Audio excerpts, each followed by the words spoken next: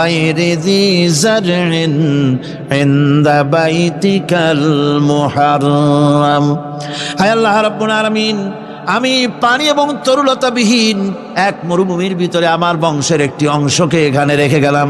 তোমার ঘরের কাছে পুনর্বাসিত আমি তাদের কাছে, এই ঘরের কাছে, সম্মানিত ঘরের কাছে রেখে গেলাম। পরীক্ষায় তিনি পাশ করলেন। হযরতে হাজেরা প্রশ্ন করলেন, ইব্রাহিম, পানি নাই, খাবার নাই, মানুষ নাই, ঘর নাই, বাড়ি নাই, মরুভূমির ভিতরে আমাকে আমার বাচ্চারে ফেলে রেখে যাচ্ছ কেন? কোনো জবাব নাই। 2 বার 3 বার প্রশ্ন করলেন। এরপরে তিনি আবার প্রশ্ন করলেন, বললেন, ইব্রাহিম, এটা কি আল্লাহর হুকুম নাকি? হযরত ইব্রাহিম আলাইহিস সালাম নিজের কলিজার টুকরা সন্তান আর বিবিকে রেখে যেতেছেন ভারাক্রান্ত মন নিয়ে। তিনি আকাশের দিকে আঙ্গুল উঁচু করে দেখালেন। হযরত হাজেরা বুঝলেন ইনি তো আল্লাহর পয়গম্বর, আমার কোনো অপরাধে এভাবে ফেলে যাওয়ার কথা নয়। তিনি বুঝলেন এটা আল্লাহর হুকুম। হযরতে হাজেরা বললেন, ইব্রাহিম রে, নিশ্চিন্ত মনে বাড়ি ফিরে যাও। আমার মনে কোনো চিন্তা নাই, কোনো পেরেশানি আর এখন নাই। আল্লাহর হুকুমে যদি আমাকে এই মরুভূমির ভিতরে ফেলে যেয়ে থাকো, তাহলে আমি ওই আল্লাহর প্রতি এতটা ভরসা রাখি যে এই মরুভূমির ভিতরে জল পানি শূন্য, খাদ্য শূন্য জায়গায় আমি আমার বাচ্চাকে আল্লাহ রব্বুল আলামিন না খাওয়াইয়া মারবেন না। দ্বিতীয় পরীক্ষায় পাশ করি। 3 নম্বরে পরীক্ষা হলো, সন্তান বড় হয়ে গেছে, বুদ্ধি হয়েছে, দৌড়াতে পারে। আল্লাহ রাব্বুল আলামিন হুকুম করলেন, ছেলেকে জবাহ করো। কত বড় আগুনের পরীক্ষা! কোরআন শরীফ বলছে, হযরত ইব্রাহিম আলাইহিস সালাম নিজের ছেলেকে ডেকে নিয়ে বললেন, ইয়া বুনাইয়া ইন্নী আরা ফিল মানামি আন্নী আযবাহুক ফানজুর মাযা তারা। হে আমার কলিজার টুকরা সন্তান, আমি স্বপ্নে দেখেছি যেন আমি তোমাকে জবাহ করতেছি। তোমার রায় কি, তোমার মত কি, আমারে শোনাও। ছেলে পয়গম্বর, ছেলে তার জবাবে বললেন, ইয়া আবাতি ফাআল মা তু'মার সাতাজিদুনি ইনশাআল্লাহু বিনাস সাবিরিন। হে আমার আব্বাজান, আপনি যে ব্যাপারে স্বপ্নের ভিতরে আদিষ্ট হয়েছেন, আপনি তা কার্যকরী করুন। আমাকে এতটুকু অধৈর্যের মধ্যে পাবেন না, আমাকে ধৈর্যশীলদের মধ্যে পাবেন। আমারে আপনি আল্লাহর হুকুম পালন করেন। আল্লাহ পাক শোনাচ্ছেন, ফালাম্মা আসলামা ওয়া তাল্লাহু লিল জাবিন। পিতা পুত্র দুজনই রাজি হয়ে গেল। পিতা তার ছেলেকে কাঁধ করে গলার উপরে ছুরি ধরেছেন। আল্লাহ রাব্বুল আলামিন ইসমাইল জবাহ হোক, এটা আল্লাহ চান নাই, আল্লাহ চেয়েছেন পরীক্ষা করতে। পরীক্ষায় ইব্রাহিম পাশ হয়ে গেলেন। আল্লাহ পাক বলছেন, ওয়ানাদাইনাহু আইয়া ইব্রাহিম ক্বাদ সাদ্দাকতার রুইয়া ইন্না কাযালিকা নাজজিল মুহসিনিন। আমি ইব্রাহিমকে ডেকে বললাম, ইব্রাহিম, তুমি তোমার স্বপ্নকে বাস্তবে রূপ দিয়েছো, আর এভাবেই করি আমি মুহসিনিনদেরকে পুরস্কৃত করে থাকি। আল্লাহ পাক খুশি হলেন। আল্লাহ পাক বললেন, ইন্না হাযা লাবালাউল মুবিন। নিঃসন্দেহে এটি একটি বিরাট পরীক্ষা ছিল, ঠিক কি না গণ? আল্লাহ নিজে বলছেন এটা একটি বিরাট পরীক্ষা, আজিম ইমতিহান। সে ইমতিহানে তিনি পাশ করলেন। পরীক্ষায় উত্তীর্ণ হওয়ার জন্য রব্বুল আলামিন পুরস্কার দিয়া দিলেন। আল্লাহ পাক বললেন, সালামুন আলা ইব্রাহিম। পড়েন সবাই, সালামুন আলা ইব্রাহিম। ইব্রাহিমের প্রতি আল্লাহ পাক বললেন, ইব্রাহিমের প্রতি সালাম রইল। সুবহানাল্লাহি ওয়া বিহামদিহি। ইবাদত এর আনুগত্যের এই উৎকৃষ্ট দৃষ্টান্ত স্থাপনের পর আল্লাহ পাক তার গোটা বিশ্বের মুসলমানদেরকে কিয়ামত পর্যন্ত ইব্রাহিম আলাইহিস সালামকে জাতির পিতা বানায়া দিলেন। সুবহানাল্লাহ। কইতে ইচ্ছা করে না? এই রকমের পরীক্ষা কোন পিতারা দিতে পারছে নাকি? গোটা বিশ্বের সমস্ত মানব মণ্ডলীর জন্য আল্লাহ পাক ইব্রাহিম আলাইহিস সালামকে কিয়ামত পর্যন্ত জাতির পিতা হিসাবে ঘোষণা করেছেন। সুবহানাল্লাহ। মিল্লাতা আবিকুম ইব্রাহিম হুয়া সাম্মাকুমুল মুসলিমিন। তোমরা তোমাদের পিতা ইব্রাহিমের মিল্লাতের উপর প্রতিষ্ঠিত হও। আল্লাহ পাক বলছেন তোমাদের পিতা ইব্রাহিমের মিল্লাতের উপরে প্রতিষ্ঠিত হও, আর আল্লাহই তোমাদের নাম রেখেছে মুসলমান, তোমরা হচ্ছে মুসলমান। আমাদের পরিচয়, ওই যে পরিচয়ের কথা আগে হয়ে গেছে, আমাদের পরিচয় আমরা মুসলমান। আমাদের পরিচয় কি? মুসলমান। এটা প্রথম পরিচয়। ইবাদতের পূর্ণাঙ্গ মাপকাঠি হিসেবে আল্লাহ পাক হযরত ইব্রাহিম আলাইহিস সালামকে দুনিয়াবাসীর সামনে পেশ করেছেন। কোরআন বলছে ইহুদি এবং খ্রিস্টানেরা মুসলমানদেরকে বিভ্রান্ত করতে চায়। তারা বলে ওয়াকালু কুনু হুদান আও নাসারা তাহতাদু কুল বাল মিল্লাতা ইব্রাহিম হানিফা ওয়া মা কানা মিনাল মুশরিকিন। ইহুদিরা বলে ইহুদি হও তবেই তোমরা সঠিক পথ পাবা, খ্রিস্টানের বলে খ্রিস্টান হও তবেই তোমরা সঠিক পথ প্রাপ্ত হবে। আল্লাহ পাক বলছেন এদের সকলকে বলে দাও বরং তোমরা সব পরিত্যাগ করে মিল্লাতে ইব্রাহিমের ভিতরে শামিল হয়ে যাও। এটাই মুক্তির পথ, এটাই নাজাতের পথ, এটাই আল্লাহর পথ। সুবহানাল্লাহি ওয়া বিহামদিহি। এমনকি রাসূল করিম সাল্লাল্লাহু আলাইহি ওয়াসাল্লামকে আল্লাহ পাক বলেছেন আনিত্তাবি মিল্লাতা ইব্রাহিম হানিফা, চারদিক থেকে মুখ ফিরিয়ে এনে মিল্লাতে ইব্রাহিমের ভিতরে শামিল হয়ে যাও, তারই অনুসরণ করো। রাসূল করিম সাল্লাল্লাহু আলাইহি ওয়াসাল্লাম ইবাদত বা আনুগত্যের সর্বোৎকৃষ্ট নমুনা হওয়ার কারণে ইব্রাহিম আলাইহিস সালাম সম্পর্কে হুজুর বলেছেন ইন্না ইব্রাহিমা খায়রুল বারিয়া, রাওয়াহু মুসলিম। হুজুর সাল্লাল্লাহু আলাইহি ওয়াসাল্লাম বলেছেন ইব্রাহিম হচ্ছেন জগতের সর্বোত্তম ব্যক্তি। সুবহানাল্লাহ। সুতরাং আমাদেরকে ইবাদতের নমুনা হিসেবে ইব্রাহিম আলাইহিস সালামকেও মানদণ্ড হিসেবে দেখতে হবে যে কিভাবে তিনি সারেন্ডার করেছিলেন আল্লাহ পাকের দরবারে। এখন আমি আপনাদের সামনে বলতে চাই, মানুষের জীবনে সবচাইতে বড় দুটি চাহিদা আছে, একটা হচ্ছে খাদ্য আর একটা হচ্ছে নিরাপত্তা। একটা খাদ্য আর একটা কি? নিরাপত্তা। পেট ভরে খাইতে চাই আর চোর ডাকাতের উপদ্রব থেকে নিরাপত্তা পেতে চায়। আইন শৃঙ্খলা পরিস্থিতির উপরে যখন পার্লামেন্টে আলোচনা হচ্ছিল, আমি তখন বলেছি মাননীয় স্পিকার, আমার দেশের সাধারণ ভোটারদের বড় কোনো আশা আকাঙ্ক্ষা নাই। তারা কোনোদিন বলে না যে আমাদের গুলশানে বাড়ি দিতে হবে সকলে, আমাদেরকে মঙ্গল গ্রহে অফিস বানায় দিতে হবে, বাসেরও গাড়ি দিতে হবে, এগুলি তারা দাবি করে না। যারা ভোট দেয়, কষ্ট করে, মিছিল করে, এই সাধারণ জনগণের দাবি হচ্ছে মিনিমাম দাবি, খুবই কম। তাদের দাবি হলো মোটা সুতার কাপড় চাই ইজ্জত ঢাকার জন্য, পেট ভরে খেতে চাই, পোলাও কোরমা বিরিয়ানির দরকার নাই, আর আশ্রয়ের জন্য ছোট্ট একটু ঘর চাই, চোর ডাকাতের উপদ্রব থেকে নিরাপত্তা চাই। কথা ঠিক কিনা? আমি বললাম স্পিকার সাহেব, আজ পর্যন্ত যতগুলি গভর্নমেন্ট এসেছে বাংলাদেশে, প্রত্যেকটি গভর্নমেন্ট আমার দেশের জনগণের এই ন্যূনতম দাবি, এই আশা পূরণ করতে ব্যর্থতার পরিচয় দিয়েছে। কেউ পারে নাই। যারাই গেছে তারাই তাদের নিজেদের আখের গোছাবার চেষ্টা করেছেন। সব নিজেকে নিয়ে ব্যস্ত, নিজের লোকদের নিয়ে ব্যস্ত, জনগণ নিয়ে চিন্তা নাই। সুতরাং মানুষের চাহিদা হচ্ছে খাদ্য আর নিরাপত্তা। আমরা কি খাদ্য আর নিরাপত্তা সত্যি কি চাই? চাই। খাদ্য যদি চাই ক্ষুধার সময়, নিরাপত্তা যদি চাই ভীতির সময়, আল্লাহ রাব্বুল আলামিন বলেন কোন গভর্নমেন্ট দিতে পারবে না, দুনিয়ায় কেউ দিতে পারে নাই, পারবেও না। ক্ষুধার সময় যদি খাদ্য চাও, ভীতির সময় যদি নিরাপত্তা লাভ করতে চাও, তাহলে ফালইয়াবুদু রাব্ব হাযাল বাইত, এই ঘরের মালিকের ইবাদত কর। কোন ঘর? কাবা ঘর। বলেন কোন ঘর? কাবা ঘর। কাবা শরীফের মালিকের ইবাদত কর। তাহলে কি হবে?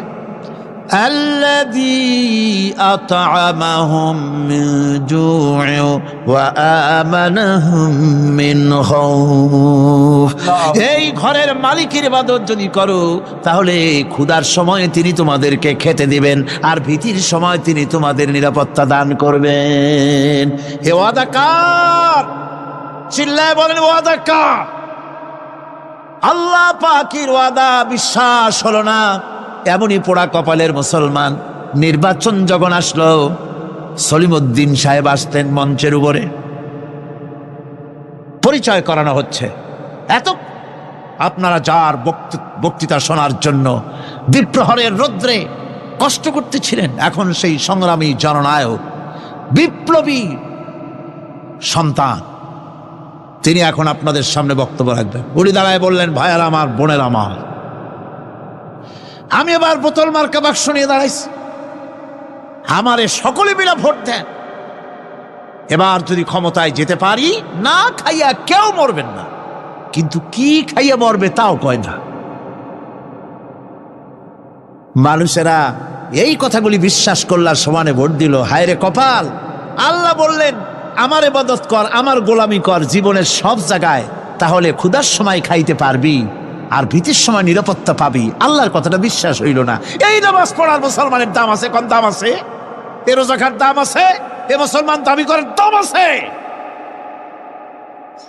আল্লাহ রাব্বুল আলামিন তিনি পরিষ্কার করে বলছেন, এই ঘরের মালিকের ইবাদত করো, তিনি ক্ষুধার সময়ে খেতে দিবেন, আর তিনি তোমাদেরকে ভীতির সময় নিরাপত্তা দান করবেন।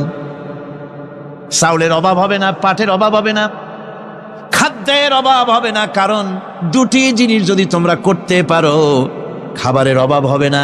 ওয়ালাউ আন্না আহলাল কুরা আমানু ওয়াত্তাকাউ লাফাতাহনা আলাইহিম বারাকাতিম মিনাস সামাই ওয়াল আরদ। দেশের লোকেরা, জনপদের লোকেরা যদি দুইটা কাজ করে, এক নম্বরে হলো আমার উপরে ঈমান আনবে, দুই নম্বরে হলো আমাকে ভয় করার নীতি অবলম্বন করে যদি চলে, তাহলে ওই দেশের মানুষের জন্য আকাশ আর জমিনের সব বরকতের দরজা আমি আল্লাহ খুলে দেব। আল্লাহর ওয়াদা। আল্লাহ পাকের নিকট মানুষের সবচাইতে বড় দাবি কি?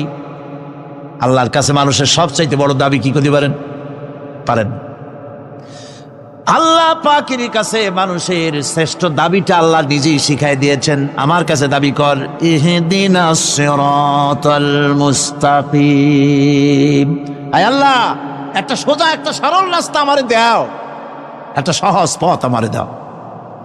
এই কথা সূরা ফাতিহা দাবি করার পর আল্লাহ রাব্বুল আলামিন এই অভিনন্দনের জবাবে, 7টা বাক্যের অভিনন্দনের জবাবে আল্লাহ রাব্বুল আলামিন 30 পারা কোরআন শরীফ নাজিল করে দিলেন।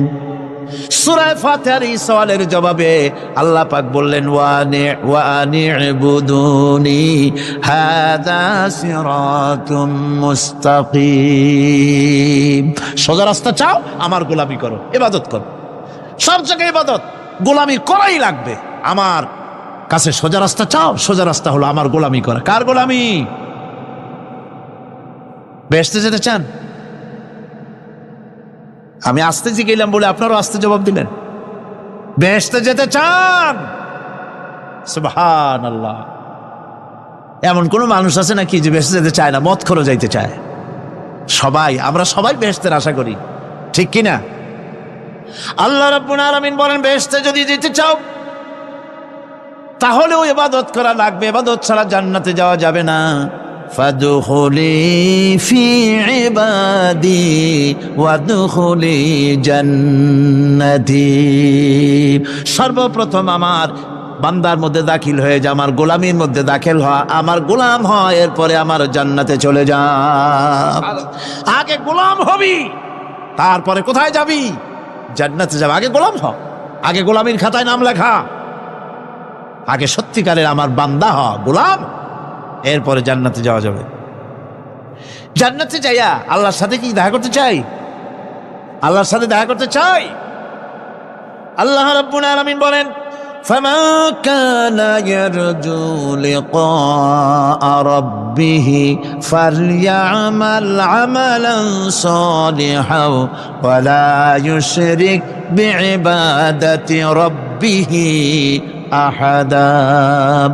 তোমাদের মধ্যে যদি কেউ আল্লাহর সঙ্গে তার রবের সঙ্গে যদি কেউ দেখা করতে চায় তাহলে সে যেন ভালো ভালো কাজ করে, নেক কাজ করে, আর তোমার রবের সাথে অর্থাৎ আল্লাহ রব্বুল আলামিনের সাথে ইবাদতের মধ্যে যেন কাউকে শরীক না করে। শিরক যদি না করো, খাঁটি গোলাম খাঁটি বান্দায় যদি পরিণত হতে পারো, কিয়ামতের দিন আল্লাহ রব্বুল আলামিনের সঙ্গে দিদার নসিব হয়ে যাবে। এই গোলামি করব কতদিন? কতদিন গোলামি করব? এই প্রশ্নের জবাবে আল্লাহ রাব্বুল আলামিন কোরআনে কারীমের মধ্যে জবাব দিয়ে দিয়েছেন, ওয়া'বুদ রাব্বাকা হাত্তা ইয়াতিয়াকাল ইয়াকিন। মৃত্যু পর্যন্ত যতক্ষণ না নাক দিয়ে শেষ প্রশ্বাসটি নিঃশ্বাসটি বেরিয়ে যাচ্ছে ততক্ষণ পর্যন্ত আনুগত্য গোলামি সবটা হবে কার? জোরে চিল্লায় কোন কার? এই গোলামি জীবনের সব ক্ষেত্রে করতে পারলে আমরা মুসলমান, আর করতে না পারলে মুসলমান নামে মুনাফিক। না পারলে কি? মুনাফিক। বন্ধুগণ, ইয়াকা নাবুদু পর্যন্ত বলে ওয়া ইয়াকা নাস্তাইনের কথাটা শোনাচ্ছি। সূরা ফাতিহার ভিতরে আমরা পড়ি, পড়েন আমার সাথে, ইয়াকা নাবুদু ওয়া ইয়াকা নাস্তাইন। আয় আল্লাহ, একমাত্র তোমার গোলামি করি আর একমাত্র তোমার কাছে সাহায্য চাই। তুমি ছাড়া কারো কাছে সাহায্য? এটা কি ঠিক? এটা কি আমাদের মনের কথা, ইমানের কথা? আল্লাহ করুন, আল্লাহ করুন, বলি আমিন।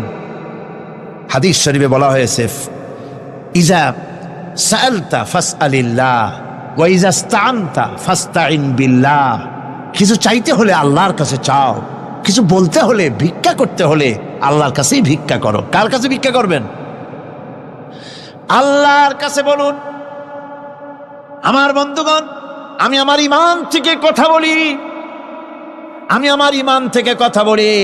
কোরআন এবং হাদিস পড়ে যতটুকু আল্লাহ বোঝার তৌফিক দিয়েছেন সেই কথাগুলি পেশ করার জন্য চেষ্টা করি।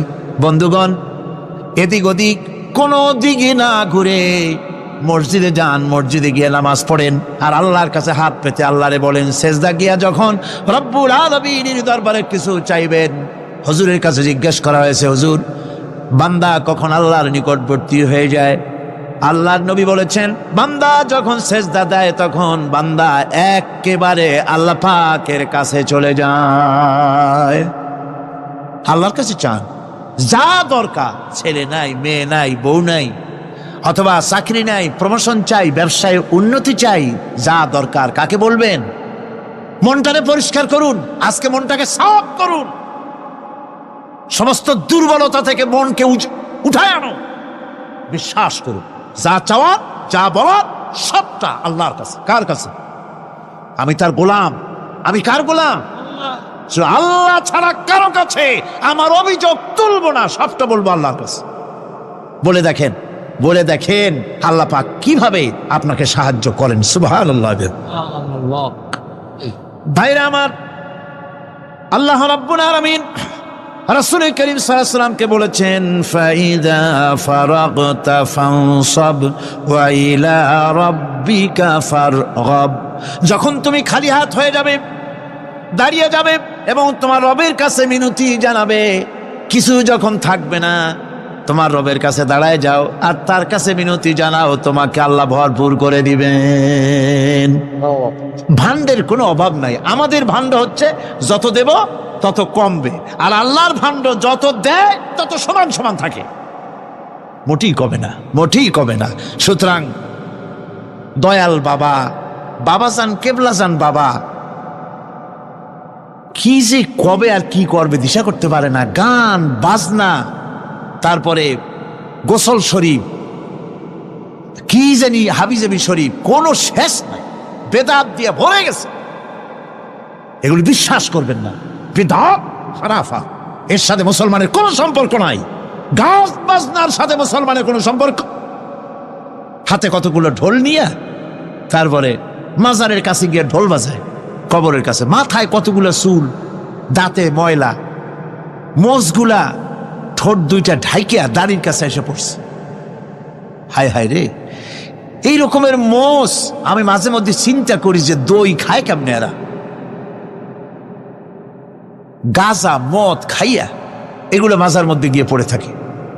আর কি জানি আছে ওইটারে ঘষে এলো আর বলে মদিনা যাব কেমনে, মদিনা যাব কেমন। তুই মদিনা যাবি কেমনে? মদ খেয়ে গাঁজা খেয়ে তুই যাবি মদিনা? একটা কথা হইল? তোর নাপাক কদম আল্লাহ পাকের আরদে মুকাদ্দাসে উঠতে পারে না। বদকার, জিনাকার, শারাবি, কাবাবি, আল্লাহ পাকের নাফরমান, কতগুলা শালু কাপড় গায়ে দিয়া মাথায় কতগুলা চুল রাখিয়া তারপরে গ্রামের নামে শরীফ। আশ্চর্য কথা, এই গ্রামের নাম শরীফ, ওই গ্রামের নামের মাথায় গিয়া শরীফ। শরীফ তো মক্কা শরীফ, মদিনা শরীফ, কোরআন শরীফ, হাদিস শরীফ। আর শরীফের দরকার নাই। শরীফের জাত মারছে গ্রামে গ্রামে শরীফ লাগাইয়া। কর্ণফুলী শরীফ, চন্দ্রকোনা শরীফ। আশ্চর্য কথা, শরীফ শব্দের একটা ইজ্জত থাকা উচিত, ঠিক কিনা কন? আপনাদেরকে সতর্ক হতে হবে। আনুগত্য এবং গোলামি সকল ব্যাপারে আল্লাহ পাকের করতে হবে। চাইতে হবে কার কাছে? আল্লাহর কাছে। আমার এই কথা আপনাদের মনে আছে কিনা জানি না। সম্রাট শাহজাহানের সময় এক ফকির, এক ভিক্ষুক ভিক্ষা করে বেড়াতো। 70-80 বছর বয়স হয়ে গিয়েছে। এক লোক বলছে, সারা জীবন তো তোমার ছোটবেলা থেকে ভিক্ষা করতে দেখলাম। সে বলল, মানুষের দেয় তো 2 পয়সা 1 পয়সা, ভিক্ষা ছাড়া করবোটা কি? লোকটি বলল, তোমার একটা পরামর্শ দেই, একদিন সম্রাটের কাছে গিয়ে যেয়ে দেখো, একবারে যা দেবে খাইয়া কুলাইতে পারবে না। সম্রাট শাহজাহান কোথায় আছে এখন? দেখো গিয়া মসজিদে আছে। লোকটি মসজিদের বাইরে গিয়ে দেখে সম্রাট একা হাত তুলে বসে আছে, চোখ থেকে পানি পড়তেছে দর দর করে, দাড়ি ভিজে জামায় পড়তেছে। বহুক্ষণ দাঁড়িয়ে আছে। এরপরে সম্রাট তার মুনাজাত শেষ করে বেরিয়ে আসছেন। ফকিরের সঙ্গে দেখা। ফকির বলল, আসসালামু আলাইকুম। তিনি বললেন, ওয়ালাইকুম আসসালাম ওয়া রাহমাতুল্লাহ। ফকির রওনা করেছে। বাদশা বলছে, তুমি তো একজন ভিক্ষুক মানুষ বলি মনে হয়, আমার কাছে তো কেউ কিছু না চাইয়া যায় না, তুমি যে কিছু না চেয়েই চলে যাচ্ছ। ভিক্ষুক বলছে, জাহাপানা, সত্যি কিছু চাইতে এসেছিলাম আপনার কাছে, কিন্তু আপনার অবস্থা দেখে আমার জ্ঞানের চোখ খুলে গেছে। আমি দেখতে পেলাম, আমি যে সম্রাটের কাছে ভিক্ষা চাইতে আসলাম, আমি তো শুধু তাকায় আছি, আমি তো কান্দি না, বরং আমি যার কাছে চাইতে এসেছি তিনি আমার চাইতেও আরো নগণ্য ভিক্ষুকের মতো হয়ে কার কাছে যেন হাত পেতে চোখের পানি ফেলে কান্দে। মনে মনে ভাবলাম, সম্রাট কান্দে যে সম্রাটের কাছে, ওই আল্লাহ সারা জীবনে কারো কাছে কিছু চাইব না। আল্লাহর কাছে চাওয়ার অভ্যাস করুন, তিনি দিতে পারেন, সবকিছু তার আছে। এই বিশ্বাস মনের ভিতরে জমাতে হবে, তাহলেই সত্যিকারের মুসলমান আমরা হব। আল্লাহ পাক সত্যিকারের গোলাম আমাদেরকে বানাবেন। আমরা বলি আমিন। মুনাফিকদের আর একটা চরিত্র হলো, তারা যদি আজান শুনতে পায়, আজান এবং নামাজ সম্পর্কে তারা কটূক্তি করে, আজান এবং নামাজ সম্পর্কে তারা কটূক্তি করতে থাকে। এটা হলো মুনাফিকদের আর একটা চরিত্র।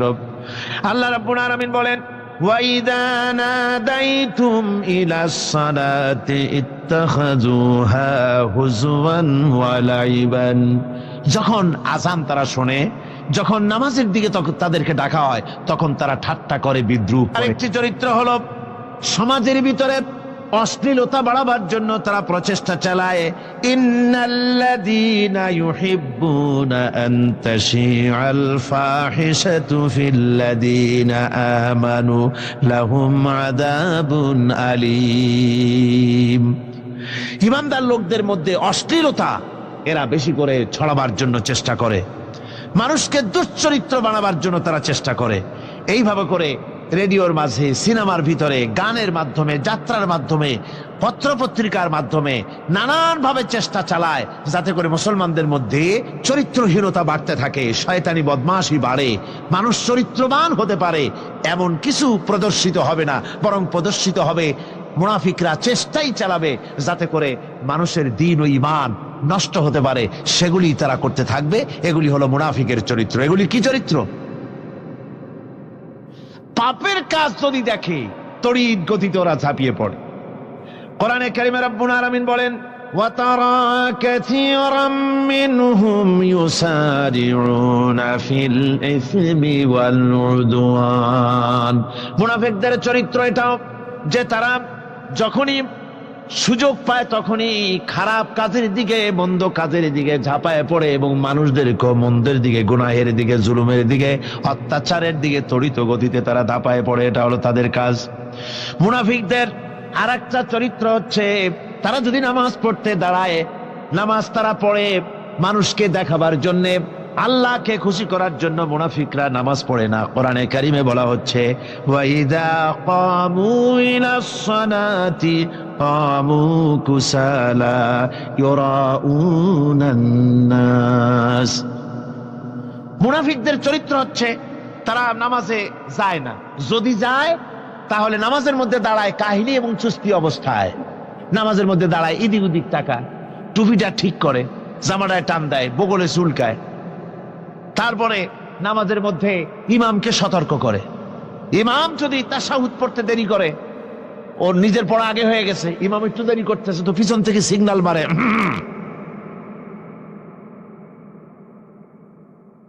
এগুলি নামাজ হচ্ছে, আল্লাহ পাক বলছেন ইউরাউনান নাস, এরা মানুষকে দেখাবার জন্য নামাজ পড়ে। এগুলি আসল নামাজ নয়, এগুলি আসল নামাজ নয়, আল্লাহকে সন্তুষ্ট করার জন্য নয়, এগুলি মানুষকে দেখাবার জন্য তারা নামাজ পড়ে। আমার ভাইরা, ইসলামের চরিত্রগুলি, কাজগুলি তারা করতে চায় না।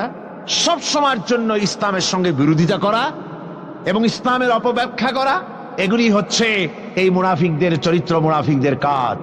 মুনাফিকরা চিরটা কাল এভাবে মুসলমানদের সঙ্গে খারাপ ব্যবহার করে এসছে এবং নিজেরা জাহান্নামের পথকে এভাবে তারা করে নিয়েছে। মুনাফিকদের আরেকটি চরিত্র হচ্ছে জিহাদের নাম শুনলে তাদের কলিজা কেঁপে ওঠে। বুঝলেন? কই যে আপনারা জিহাদ করেন কেন? এমনি সহজ পথে কলেমা পড়িয়া অল্পের মধ্যে বেহেশতে যাওয়া যায়, এরকম একটু দোয়া টোয়া শিখান মুসলমানদেরকে। আমাদের কাছে মাঝে মধ্যে আসে, কয় যে মুনাফিক তো সহজে চেনা যায় না। কয় যে হুজুর, এই যে বারবার জিহাদ, এই মারামারি, এই ঠ্যাঙ্গি এগুলি আছে নাকি ইসলামের মধ্যে? কোথায় আছে যে মারামারি করা লাগবে, তারপরে মিছিল করা লাগবে, ধর্মঘট করা লাগবে, এ ধরনের জিহাদে অংশ নিতে হবে? এইগুলো কি?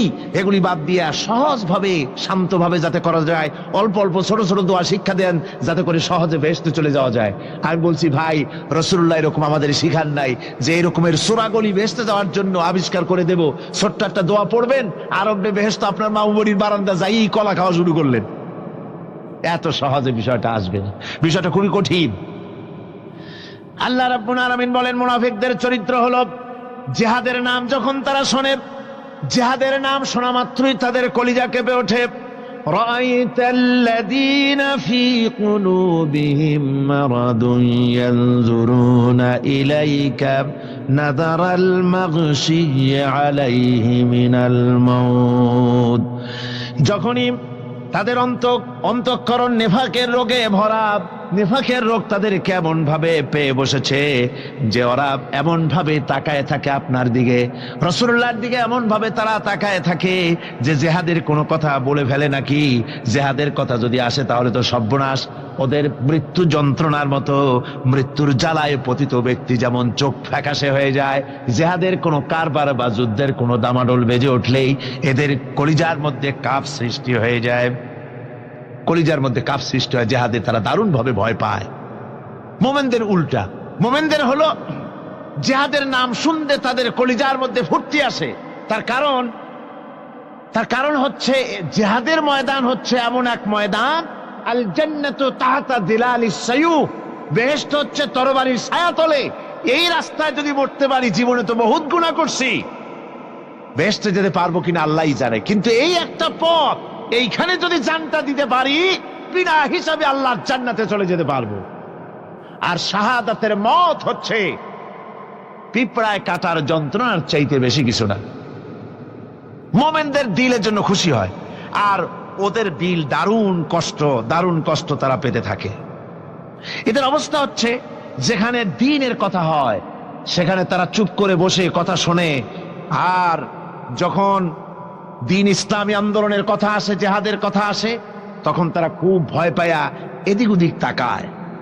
কোরআনে কারিমে ওদের এই চরিত্র সম্পর্কে বলা হয়েছে, وَإِذَا مَا أُنْزِلَتْ سُورَةٌ نَظَرَ بَعْضُهُمْ إِلَى بَعْضٍ هَلْ يَرَاكُمْ مِنْ أَحَدٍ ثُمَّ انصَرَفُوا।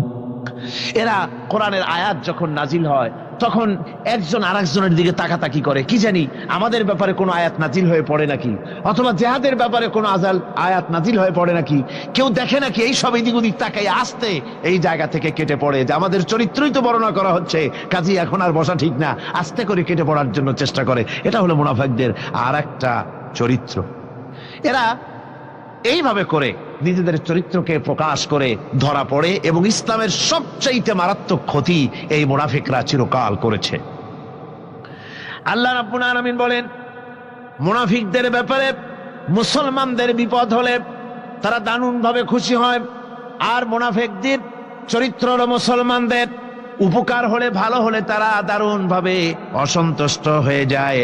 যখন আর আল্লাহ মুমিনদেরকে সান্ত্বনা দেন, মুমিনদেরকে আল্লাহ পাক সান্ত্বনা দিচ্ছেন মুনাফিকদের ব্যাপারে, কুল লা ইউসিবানা ইল্লা মা কাতাবাল্লাহু লানা ওয়া মাওলানা ওয়া আলাল্লাহি ফালিয়াতাওয়াক্কালিল মুমিনুন।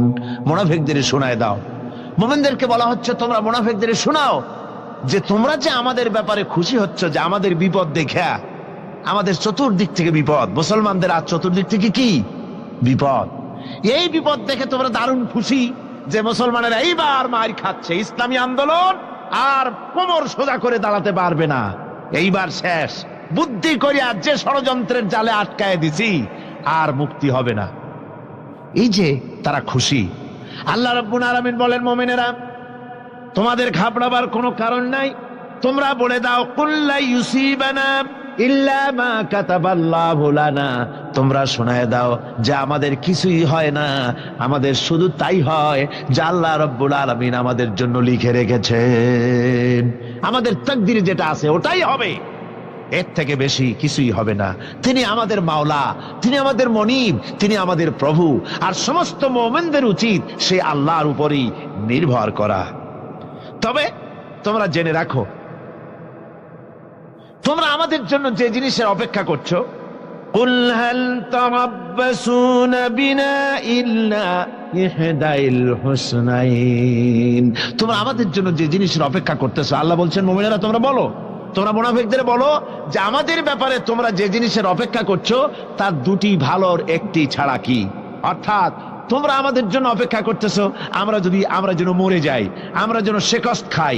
তো আমরা যদি পৃথিবীতে মরে যাই তাহলে তো আমরা শহীদ হয়ে গেলাম, আর আমরা যদি বেঁচে থাকলাম তো আমরা তো গাজী হয়ে গেলাম। আমাদের ওই যে হাতি মরার মতো আর বাঁচার মতো, হাতি মরলেও লাখ টাকা, বাঁচলেও লাখ টাকা, আমরা মরলে গাজী, বাঁচলে কি শহীদ, কোন দিক দিয়ে আমাদের ঠগ নাই। সুতরাং তোমরা আমাদের জন্য যে জিনিস অপেক্ষা করো তার দুটো ভালোর একটি ছাড়া কি। আর আমরা তোমাদের ব্যাপারে, তোমরা যেমন আমাদের ব্যাপারে অপেক্ষা করতেছো, আমরাও তোমাদের ব্যাপারে আরেকটা জিনিসের অপেক্ষা করছি। ওয়া নাহনু নাতারাব্বাসু বিকুম আইয়ুসিবাকুমুল্লাহু বিআযাবিন মিন ইনদিহি আও বিআইদিনা, আমরাও তোমাদের জন্য অপেক্ষা করতেছি একটা জিনিসের। তোমরা আমাদের জন্য দুটি জিনিস অপেক্ষা করো, আমরাও তোমাদের জন্য দুটি জিনিস অপেক্ষা করছি। তা হচ্ছে তোমাদের শাস্তিটা আল্লাহ নিজে দিবেন না